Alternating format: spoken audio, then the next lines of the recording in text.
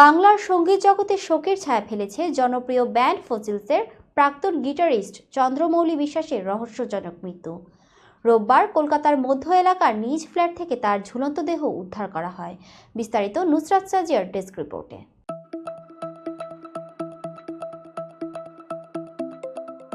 ভারতীয় গণমাধ্যমের তথ্য অনুযায়ী মৃত্যুর সময় চন্দ্রমৌলি বাড়িতে একাই ছিলেন।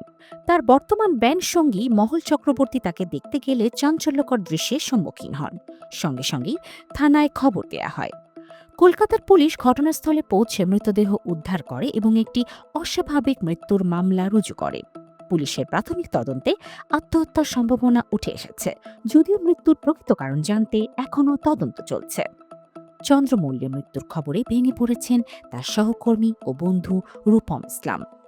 শোকবিহল রূপম মঞ্চে সঙ্গীত পরিবেশন করার সময় তাকে স্মরণ করে বলেন, এই খবর বজ্রাঘাতের মতো এসে আমাদের ভেঙে দিয়েছে।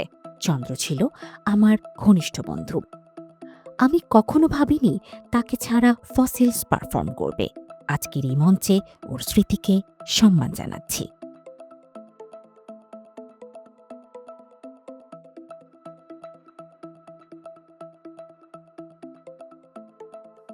2000 থেকে 2018 সাল পর্যন্ত চন্দ্রমৌলি ফসিলসের অন্যতম গুরুত্বপূর্ণ সদস্য ছিলেন। গিটার বাজানোর দক্ষতা এবং মঞ্চে উপস্থিতি তাকে ব্যান্ডের অন্যতম স্তম্ভে পরিণত করেছিল।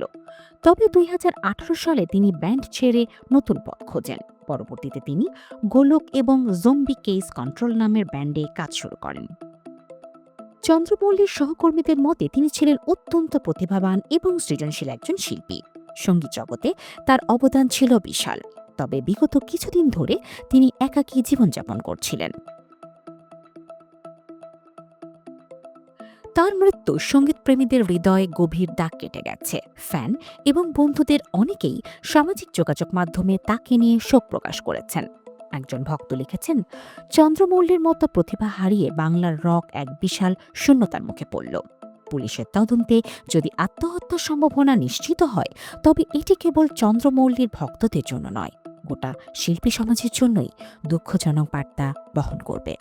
তার মৃত্যু স্মরণ করিয়ে দেয় মানসিক স্বাস্থ্য নিয়ে আরও সচেতন হওয়ার প্রয়োজনীয়তা। সঙ্গীতপ্রেমী ও সহকর্মীদের কাছে চন্দ্রমৌলি বিশ্বাস শুধুমাত্র একজন গিটারিস্ট ছিলেন না, তিনি ছিলেন বাংলা রকের অবিচ্ছেদ্য অংশ। তার সৃজনশীলতা ও সঙ্গীতের প্রতি নিবেদন চিরকাল স্মরণীয় হয়ে থাকবে।